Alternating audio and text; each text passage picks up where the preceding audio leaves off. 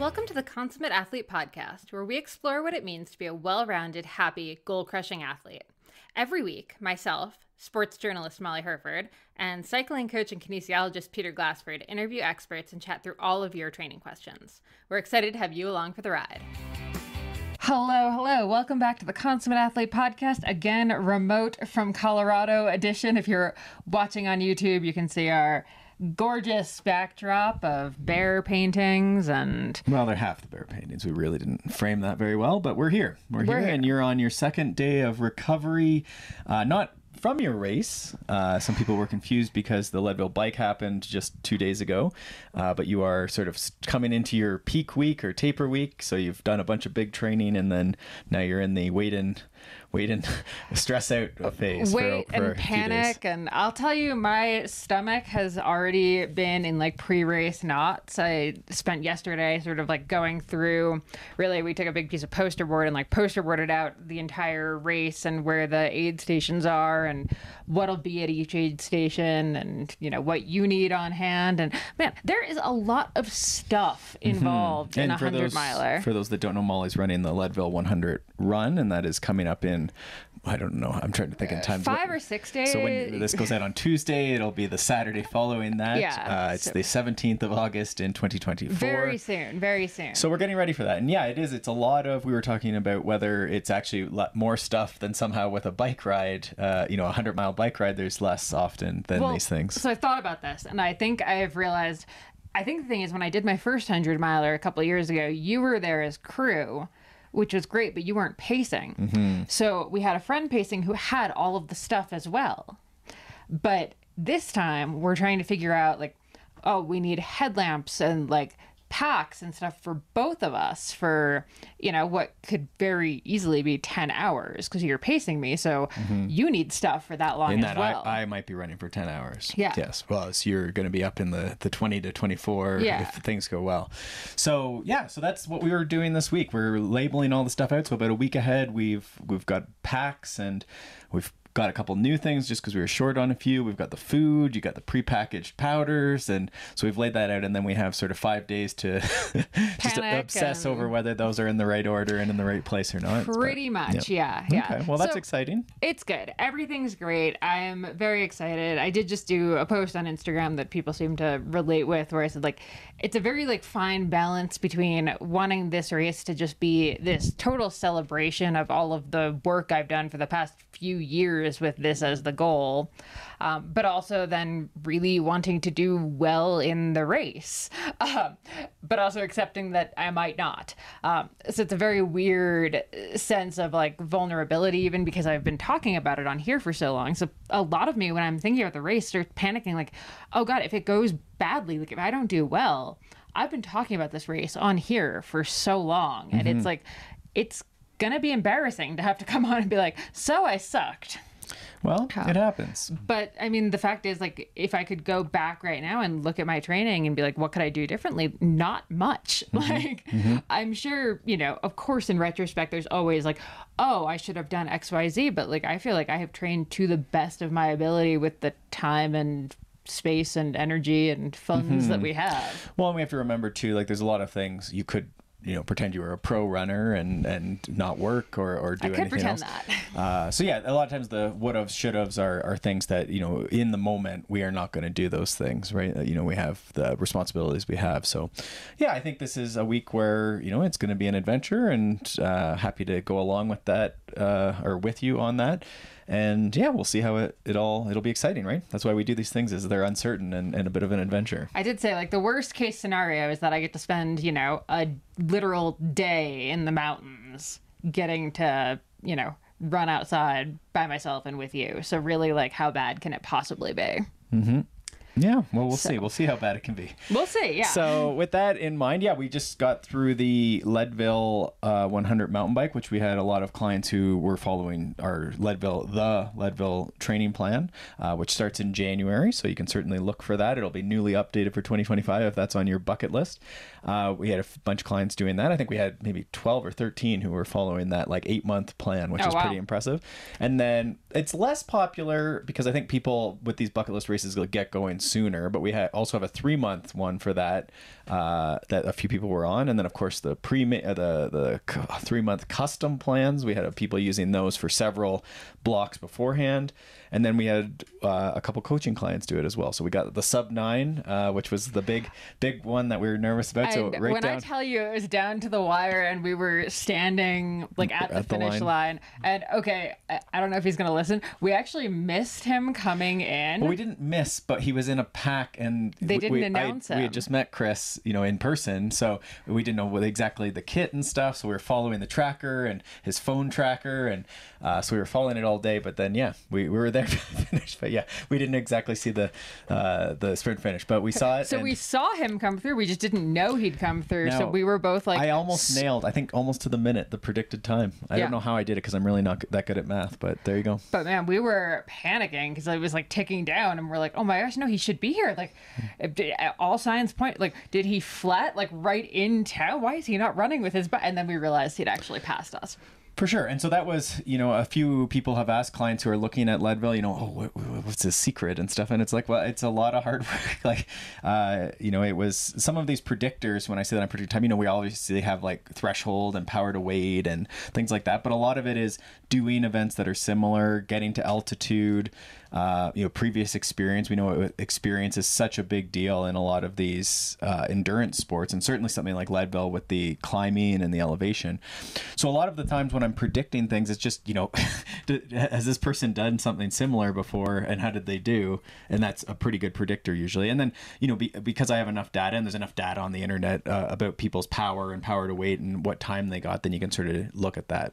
But that said, there's so many stories as I go through. I was just saying to you this morning, there's so many stories, and I don't even get to see a lot of them because a lot of these are just people who have bought plans and go on their way and solve it however they want. But you see the DNFs, and then you're sort of like, oh yeah. So we talked to a few people that we know from home, and it's just great. And I think they were sitting there having cake and laughing about the day, and there was some tears and then there's some laughter. And for some of them, it's motivation for next year, and for others, it's what an adventure, and I'm going to go do something else now. And either of those choices are great, right? But I think important to know that while you might see the Keegan Swenson's rolling across the line and victory again, a lot of the stories of the day do have adversity and sadness and tears and ups and downs. And so that's, I think, what makes these things so special, right? Like, what an emotional roller coaster. Just watching it yesterday.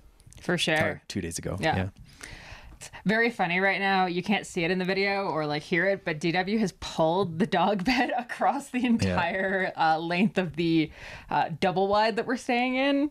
Yes. And I don't really know where he's going with it. I'm not sure what's going on. But like he is doing a workout. Like, let us be clear. This is like he's crossfitting this sled pulling, which I think leads neatly into today's topic, the question we didn't get to last week. Okay. Yeah, this is a popular one. It's a great question. I think one that if you haven't asked it before, you have asked it, at least in your head, is you maybe have a program, a training plan you're following, and you have to, decide if you should not do the plan, skip the workout, modify the workout, go easier, go harder. How do you determine what the right modifications are as an athlete, right? And someone who maybe doesn't know a lot about training even, right? So a lot of athletes focus on just going out and training. So how do you, do it without it being, the question here that we had asked is sort of, you don't want to be soft, are you, just being, it was a hard day at work and you're really mentally tired. Like, how do you know if you're being like a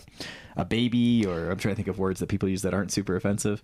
There aren't many. Weak, like you're weak spirited because you're, just doing endurance or skipping the workout. Okay. So the actual question is, how do you decide when you should abort or modify a workout? Just to be clear, because I think we might have just skipped what the actual question was. And I think this is, such a good question. It comes up all the time. I mean, I've said this on the podcast before. I have never once had a workout that I felt like doing. Like, I hate workouts. I think it's why I shifted to running instead of cycling, because in running, you're really only expected to do, like, especially an ultra, like one workout a week that has intervals, whereas in cycling, it's like 2 or 3 interval workouts a week, which I hate. Right. And I also think running lends itself to not using power or heart rate, both of which people know I am not a huge fan of, not because I don't think they're good, but because I just find them really difficult to focus on. Well, and for some people, I bring up that there's a lot of athletes, like you're saying, who don't use power or heart rate. Cross-country skiers are the fittest, their VO2 max are the highest, and they end up cross-training a lot of the time. And just by nature of skiing, still there is not a skiing power meter. They are generally big on using heart rate to control their workouts, but they're very fit and very successful. And so often when I look at my clients, the ones that are the most into analyzing their data and looking at their Stravas and, spending hours a day in some cases looking at stuff, they're the ones that fail. And I'll say don't complete workouts because they get so crippled by having to hit these exact power numbers. Whereas I have clients still on old style trainers, not a smart trainer, and heart rate, and they maybe use a little bit of indoor speed just to get a little bit of an output, even though it's not perfect, it works okay.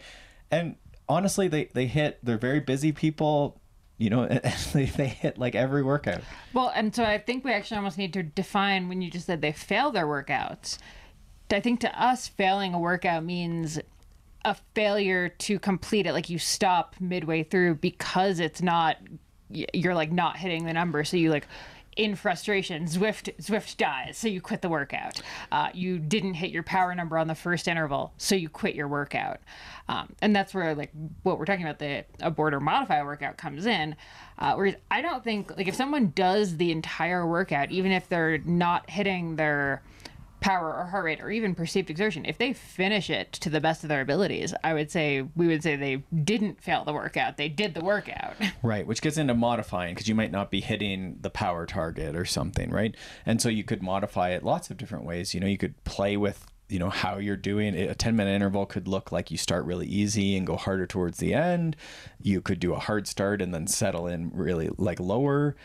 You could even do 30-30s. You could just do the whole thing as, moderate even, right? You could ride up the hill moderately instead of hard that day because you weren't quite feeling. So that would be the modification would be more in the intensity target to get through it that day with a little lower load, right? And this gets into that feeling. People always say, oh, how do you use feeling? Well, it's feeling really hard, so I'm adjusting the power so that the feeling is more appropriate. And in line with that feeling is the expectation that you would finish the load of the day, the set of the day, right? That's often the way to do it. And I think, within that, if it was 4x5 or 4x8, 4x10, it also wouldn't be wrong to do 3. I still wouldn't look at that as a failure necessarily, but a lot of the failure actually comes in the perception that you're at home screaming and looking at the Zwift and how much you suck. That to me is where the failure is, because now you've thrown yourself down this rabbit hole of disgust even in yourself, where it's just going to spiral from there, right? Versus just saying, oh yeah, no, I'm a little more tired than the plan predicted, which is normal. You're a human, a complex adaptive system. And so indeed, it can't possibly, the plan can't possibly know how you're going to respond with all the inputs that your body and brain get in a day. So it's just, you just did 3 instead of 4. That makes lots of sense. For sure. And I think the other thing that people have problems with, especially now with Zwift and with the downloadable workouts and stuff, is the idea of the range. So I think a lot of people get caught on, they're doing intervals at threshold. So their threshold is this number, but it's not, right? It's a percentage range in there. So one day you might be in the lower end of that percentage, and the other day you might be, exceeding your expectations. But I think we've gotten so stuck on one number. We all have that magic number. It's like weight. We all have this one irrational number in our head for our threshold. And if we're, 3 watts below it, suddenly the workout sucks. We suck. We're terrible. But there's tons of room for wiggle room within just any device, and measuring and stuff is not perfectly accurate, but it is a range. It's I think it's 20 watt variation. Yeah, I mean, it of course depends how high your threshold is, but the higher your threshold is, the bigger the range would get. But I would argue that, for people whose thresholds are in the 200 range, which is a large amount of people, plus or minus 10, 20 watts, the majority of people would be around there. especially if we do like their actual threshold and not the threshold they're aspiring to. Right. But yeah, it just would be like a big range, right? And certainly we could, anything's, you know, as long as it feels that way. But you're right, the trainer, the power meter is going to have a % difference. You and your body is going to have a % difference based on how much fatigue, the fuel, the time of day. And then certainly, you know, there's so many variables with the temperature people have indoors for trainers, if we're talking indoors, but the temperature outdoors certainly flies, you know, wildly one way or the other. So when it's, you know, 30, 40 degrees Celsius, you know, up in the 80s, 90s, 100s, you know, you're just not going to perform. So if you're a 200 watt every day, all the time person, like that's going to look like 185 if it's super hot or you're tired or you're at altitude or late in the day. Like there's many reasons that would be on the lower end. And so what you were getting at is in Zwift, and a lot of workout software will pick a target because it's easier to express a single number, which is often the average of a zone or a range. So it's always, if you look on Zwift, like there is a plus minus, I think it's now 20 watts, which you should be using if you're using erg mode especially, but using that big range and just not stressing about it. And similar, if you're using like a Garmin to complete your workout, it usually is pretty good at expressing that there's a range, but I would just, you know, start the timer and go hard for 8 minutes, and just, you'll get better over time at holding it steady and in the zone. But to start, it's just 8 minutes, work hard. Like I wouldn't even worry too much about the power or the heart rate for most people. It's just look at it after maybe, or have your coach look at it. But yeah, it's just really like, that's why I love that lap button, and the concept of the lap timer is, it was 4x8. Can you work hard for 4x8 minutes or 4x whatever? Well, okay, so this is a weird question, and I'm probably going to like phrase it terribly, but I want to talk about the physiological benefits of a workout. To me, like as we're thinking through this, they don't come from hitting that specific power number or that specific heart rate. They come from working really hard, like working as hard as the workout dictates. So to me, like that's what's going to move the needle in terms of your like overall performance over time and like getting better on the bike or on the run or whatever. Not that you hit this certain miles per hour pace or this certain power number. No, it's the fact that you actually worked really hard. I think that's the much more important metric when we're talking about like what makes you physiologically improve. It's a good point, right? I think it's the argument for the RPE based, we've talked about training load. So rather than using TSS or fitness score, which is power derived, usually it can also be heart rate or pace derived, but in its truest form would be more power derived. You know, you could certainly do the same thing by saying this workout was a 5 out of 10. It's, 5 out of 10 is how hard that workout felt. And then you times that by the minutes that you completed, and that would give you a load for the day. So it said intensity was 5 out of 10, 50%, say, times it by 100 minutes, and then that's your load for the day. So these are like arbitrary units. They don't relate to the TSS or the power directly, but you could do the exact same math basically that you would do with the TSS, the power-based stuff. And then, so the question is, in a complex system, there's this output of like your brain is perceiving it as being this hard. And if you do 4x8 minutes at hard, right? Okay, that 4x8 workout, that was really hard. I wanted it to be done. I like could barely get myself home afterwards. That was a 9 out of 10 workout, and it took me 90 minutes, and that would be the load. So that's, I think, the question is, in our bodies, like what is the equation, and the like, how do our bodies take on that strain? Is that, do they know 200 watts, or does it only know 9 out of 10? Like, which one is the better because these are just models, remember. Models are not accurate at all. That's not how the world works. But that would be the question is, if it's really hot out and you do 180 watts, is there less benefit, even though the same workout might be 9 out of 10? So you do one at like whatever your optimal temperature is, a great day, you send it's 205 watts and you do 90 minutes, 4x8. And then you go out on a hot day and you do 185 watts and it's like 9.5 out of 10. Which one would your body take on as like, maybe they were equally beneficial, or differently beneficial because of the heat, who knows? But that's the question, is like your body really doesn't know, right? If your power meter's reading off, like your body doesn't care, right? So it is which one is like the better model or better thing to use. And I do think that like they're all helpful, but it is that like feeling is very, very useful, where it's like, can you move forward, and complete the workout, is I think a good thing to just reflect on. Like if you didn't have your power meter and you were just these joyous people I describe who don't have power meters and just go out and do their training every day, would you complete the workout? And I think getting to the question, today, that is like a great way to start is if you get warmed up and you just like don't look at the power and you just press the lap button and you go and do whatever the intervals were, like, can you go up the hill? Okay, yeah, I got up the hill once. I got to do it 4 times. Can I do it 4 times? Yeah, I probably can.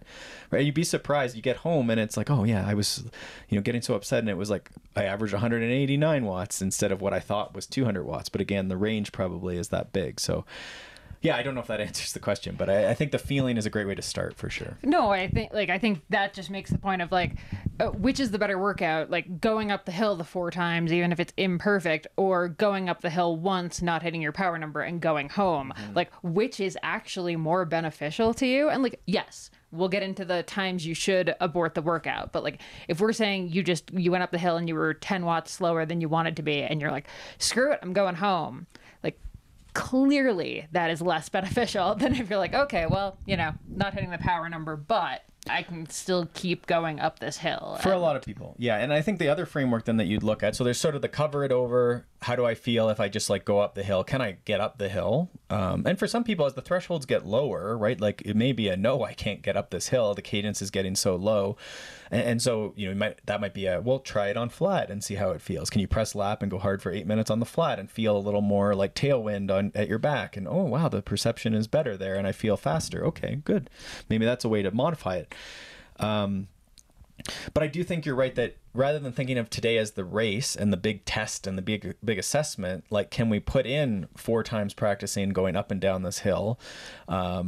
And will that make us better in the future, right? And that's ultimately the question in training is not, are we winning our training today? It's is this a day that if I push through, is there a good chance that on race day, this is going to be more beneficial? Is my one time up and then being super pissed off and not riding for 90 minutes today, if I only ride for 40 minutes today, is that better when we get 2 weeks, 4 weeks, 6 weeks down the road and you're at the race?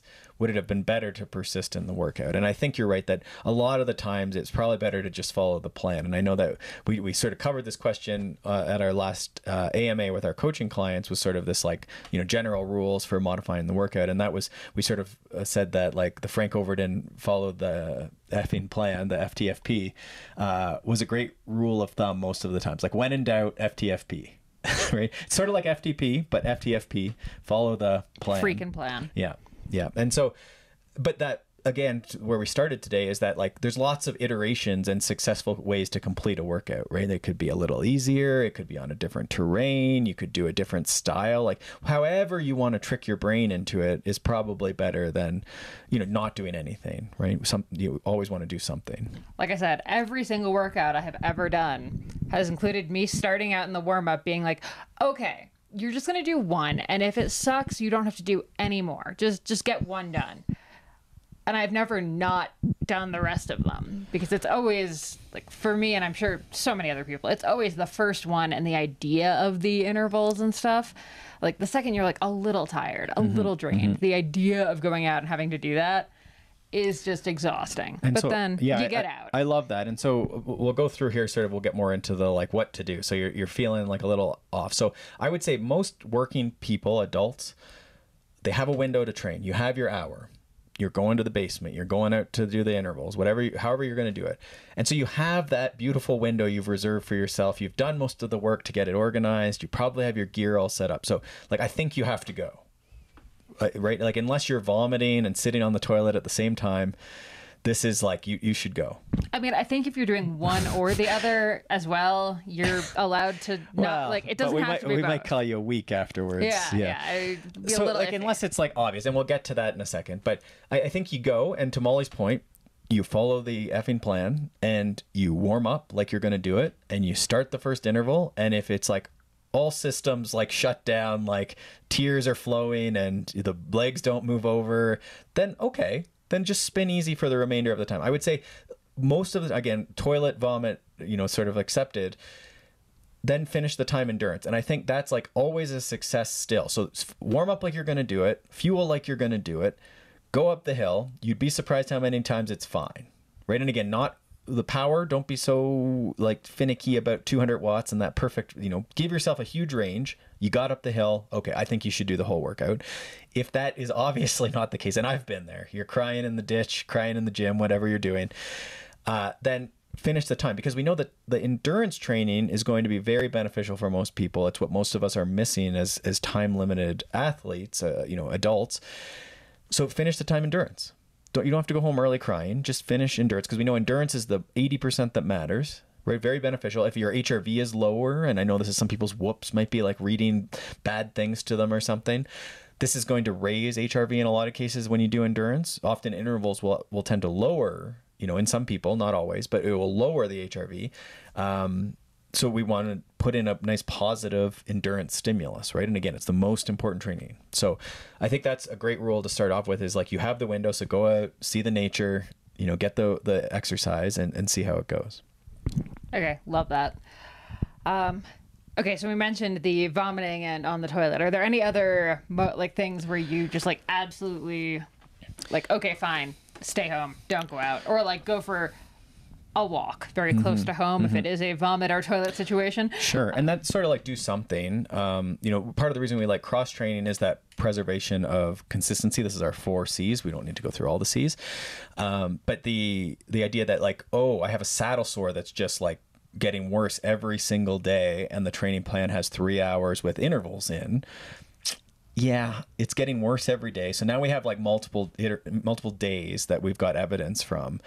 This is where we start stacking days that aren't as good. A lot of times in the subjective surveys, there's the whoop HRV world, and then there's subjective data. So how was yesterday's workout? Are you motivated to train? How is your muscular soreness, which can't be tracked in a wearable?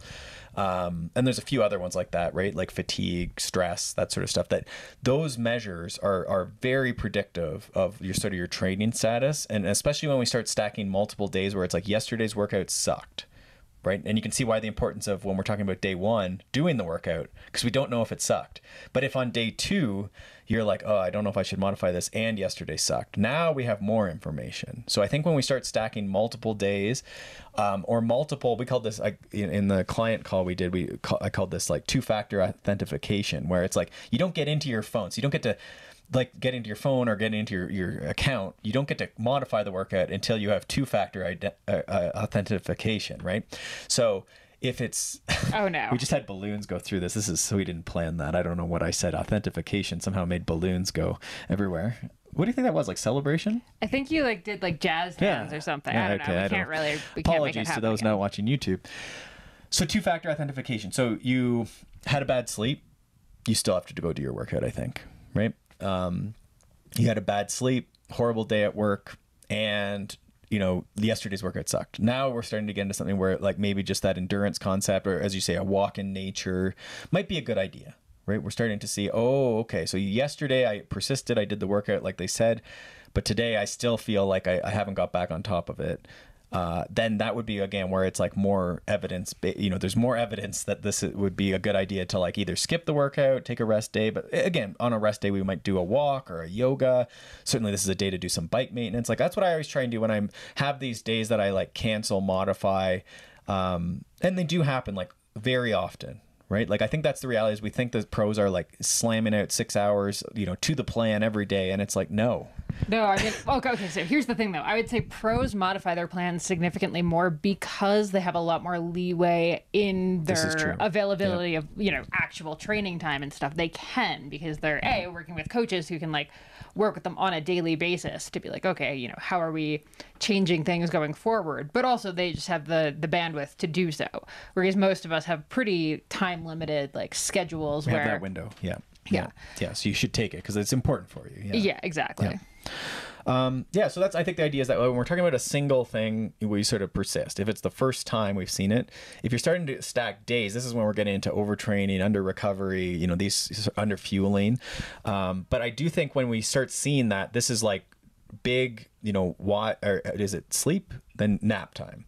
If it's fueling, honestly, could you eat more before and during the workout, especially if you've been fasting and you feel like junk, the answer's there. If this is early morning, you're just having a banana for breakfast and then trying to do hours with intervals. Again, this is obvious. When you feel poor and you're under recovered, the answer is usually fueling. Because that's always the debate, right? And who was on? We had on Alex coats, right? And she's done a lot of research on red S, on underfueling, but overtraining is her main thing, right? And then there was always this debate, like, is overtraining actually a thing, or is it underfueling? And you just have to match the fueling with the training, and that's the catch, right? It's sort of one of these things that you're sort of saying the same thing, but that was the idea, right? So we do see that a lot, especially in masters, right, where it's like, oh, all of a sudden I'm going to go do a 3-hour ride, but I'm going to fuel like I always do. I'm not used to, having 6 gels or something like that, right, over the ride.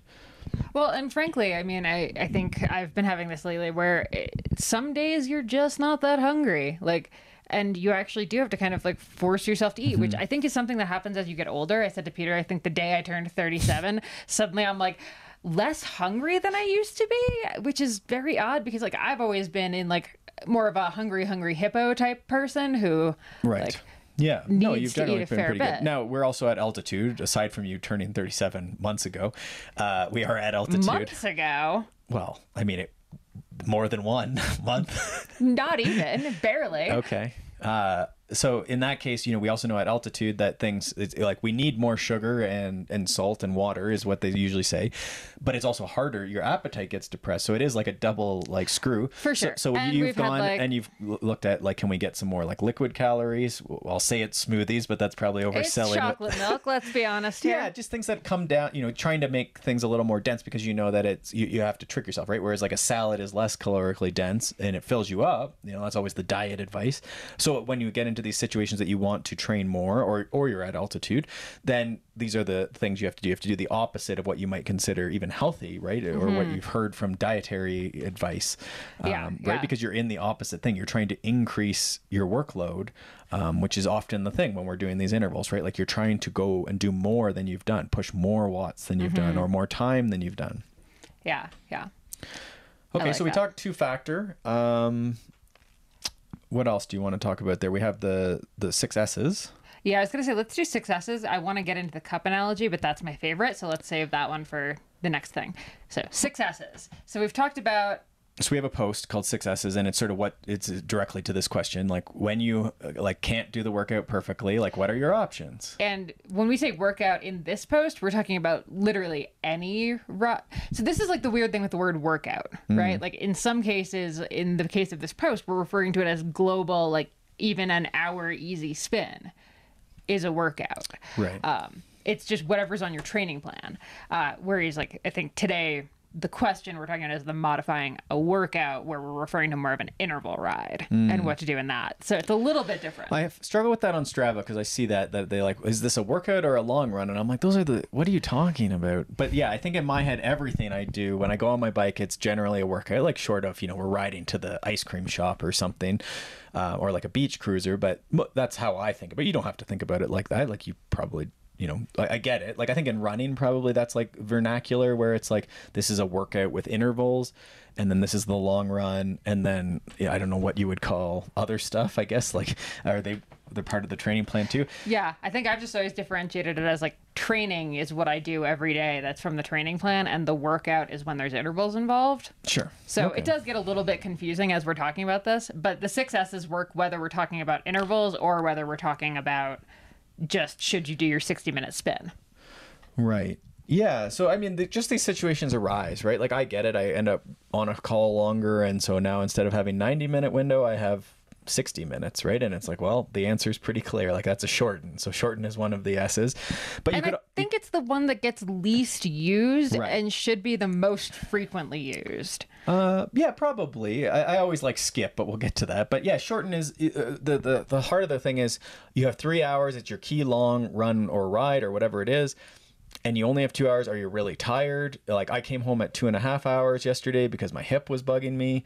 And, I was just like, well, I don't feel like I need to do 3 hours. Like this has been otherwise a fine ride. I'm close to home and my hip is bugging me. I'd rather go and like work on my saddle. I think my saddle's too low and I want to just adjust that and I'll do my bike maintenance with the rest of this half hour and put my training and my, my status, my readiness to train is up higher. I worked on my bike maintenance. Hopefully this seat adjustment helps. And to me, that's like 3 hours of good training. I got the fuel back in, did some stretching for the hip. It's what is training, but still that was a shorten. So I had a couple reasons I felt like I wanted to shorten it. And so that's what I did. But I didn't like just not go out or like, you know, at half an hour when I also felt tired and, whatever. I didn't go home at half an hour, but that's always an option, right? And you see it a lot where it's like, it can't be 3 hours, so I'm doing 0. It can't be 90 minutes, so I'm doing 0. And this comes back to my physiological point where like your body doesn't really care that your schedule was funky and like caused you to not do it. Like 90 minutes is always going to be better than 0 minutes, or almost always. I think so. Yeah, I think, and then again, we want to look at, the joy of riding. And sometimes I'll just go and ride around. Used to call them track pant rides. I don't really ride in my track pants as much anymore, but just in street clothes, I'll go and practice wheelies or something around town. Or sometimes I'll be like, I'm just going to go ride my cross bike around town and just do a cyclocross ride. And I'll just, do some dismounts and, there's no care for the heart rate or anything like that, but I'll get the hour in, even though I probably had, I'm always ambitious with my training, but, I probably had 3 hours in the afternoon or something that I somehow thought I was going to do. And then that's what I'll do, right? And it'll be super fun. And sure, there's a little bit of skill benefit there, but mostly it's just like ripping around town and parks and things like that, right? And so it's finding that, for some of my clients, they love the indoor trainer, and it's, 30 minutes is good too, and it's that like getting that mindset that like 20 and 30 minutes is a great amount of movement. It's what quote unquote normal people would think of as like a great workout. A lot of us are in circles where, if it's not a 100-mile run, it's not a workout. What were you even doing out there? But we have to remember that like all these little, we call them unremarkable workouts sometimes, are what makes the training, right? It's all these little things that support the big jumbo things are those consistent, unremarkable workouts. You're not going to post a 30-minute trainer spin and be like, wow, look at my Strava. In the same way you wouldn't post an hour bike or something, right? In most cases, right? Unless it was like the hour record, I guess, then you would post that probably. Mm-hmm. Yeah. Okay. So that's shorten. Okay. Are you going to go, do you want to just say all the S's? Yeah. I think them out. That one can also count as something, which to your point about the joyous ride, it's just getting out and doing something, getting in those activity minutes. Sure. And so something, do you want to read them all or do you want me to go? Why don't we get them out there? So something, shorten, we have swap, skip, shift, and substitute. Yeah. So a lot of people really like emphasize the like shift and swap, I would say, are used a lot and probably too much because we know that the weekend is going to run in. So if you shift, like you say you had Tuesday, Wednesday, Thursday, often people will have training. Often Monday and Fridays are lighter or off. And so you'll see a lot of like Tuesday, Wednesday, Thursday shifts so that now Thursday is on Friday. But a lot of times in a plan, Thursday would be like a moderate or have something on it. And then it's going to run into the weekend. So now you have 5 days in a row without any sort of rest or like, lighter day, depending on how your schedule goes. This isn't always true, but this is what often happens, right? Where you just run them all into, you've crammed them all. And in that case, you end up with 2 rest days in a row, which I'm always nervous about, right? You don't do it a lot. You're doing it this week. It feels amazing. I don't know why I ever run in the first place. Major like push last weekend. And then you're trying to get like those couple rest days out of the way. And then you're going to run, I think, most days into the race, or what are you doing this week? Tuesday, Wednesday I'll run. Thursday's off, and then Friday's really easy. Right. So you'll have to see that like 2 days out before a race, you'll take easier off. There's lots of iterations of race week, and race week's a little different, but just as an example, like you rarely would take 2 if you could avoid it. And there's lots of, I've seen this sometimes like some of my older clients, they prefer to take 2 days off in a row, and it's, they take a full weekend. There's that gentleman, the Norwegian guy who was setting all the records. I think he part of the news story there with those double thresholds. I'm pretty sure is it the Jacob guy? I think he trained 5 days, the 5 days of the week, and then just ridiculously hard, and then would just take 2 weekend days. I love it. Something like that. And so you'll see, there's always stories of these like random things, but that's the idea, is you want to be careful with shifting. I do also feel like, so I'm loving this 2 rest days too much. I actually said to you when I woke up this morning, I was like, the problem with 2 rest days is I actually think it completely demotivates me because I'm like, oh my God, this is amazing. I have so much time. I'm so relaxed. I'm so this is great. Why do I ever run at all? Right. And I'm sure I'd miss it after a few days, but definitely I do think there is like a danger almost to taking There is, and I want to be clear too that like sometimes when you put in a big push, like that's great to do, to recover. I definitely need them, to be clear. Yeah, and then clearly you will take many days off running. Days. Right? 2 weeks even. I am so jazzed. You may never return to running, knock on wood. So that's the idea. So you want to talk something, and I think this gets to, you still went for a walk yesterday. Not a 100-mile walk. Not a 10K. It was flat. We went down to the river with the dog and that was it. But, you did something. And so I think a lot of times with clients, even when you're busy, and things are, the movement is important. And I think even just keeping the routine of, I went for a 30-minute spin, did some errands. I'm so, got so much on, but I rode my bike for 30 minutes. You can record that. It's not nothing, right? That was the Starrett's had the Never Do Nothing in their Built to Move book. And so it's sort of the flip version of saying that. Always do something. But I think that's a great way. And so this might be cross training. Some people can run as well. So they might substitute a run for a bike. It can often be quicker. You can do it with less, while the kids are at soccer or something. Trainer rides would be a substitute. This again, with the 30-minute spin, instead of the 3 hours with intervals you had, is still something. Right. Mm-hmm. And so I would do that. And it sort of softens that. I think a lot of times we would skip. So when life gets busy, you're not feeling up to it. A lot of times people will try and move the workout by shifting it or swapping it. Maybe tomorrow is a easier ride and they swap it with the intervals. And that can work sometimes. But a lot of times I prefer to skip the workout. We've spoke about this before where I think then you get a bit of FOMO.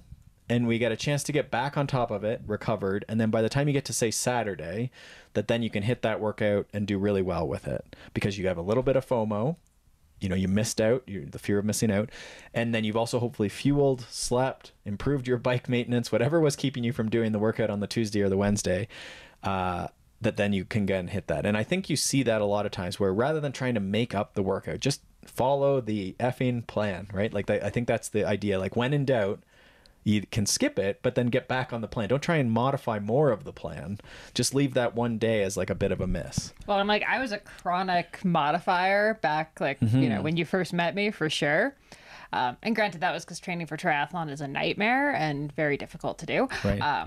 But point being, modifying it just tends to end up with everything jammed onto 1 or 2 days. And it just when someone makes a training plan, they're not making it as a bingo card. They're making it because this day makes sense for this day makes sense for this day makes sense for this. Otherwise, they would just hand you a list of 30 workouts and be like, do these in a month. Which could work okay too, I guess, as long as you sort of took your rest days and whatnot. But probably the key thing is that a lot of times the intensity, you don't want to have a ton of fatigue when you do it. So it's positioning it in a good place again, where that shifting example where we put everything at the end of the week, I've seen, trying to even shift it even more where you're doubling up on the Friday or the Saturday to get every workout done. It's just not quite the same workout is the dilemma, right? And you get into under fueling issues, you get into, again, overtraining issues. And again, just that workout may be too much now or just not intense enough, right? And the intensity being enough only matters for, I tend to think, for the advanced people.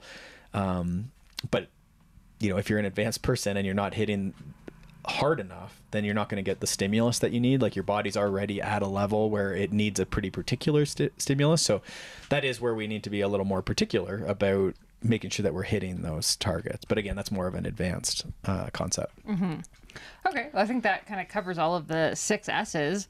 Do you think we should end on the cup analogy? Bringing back Greg Lehman here? Sure. And so this is Greg Lehman's cup analogy and sort of this idea that we have a cup, and you could call it the pain cup or just your stress cup, your tolerance. I think it's working really well that you can hear DW just housing water out of his cup right now. After just abusing this pillow.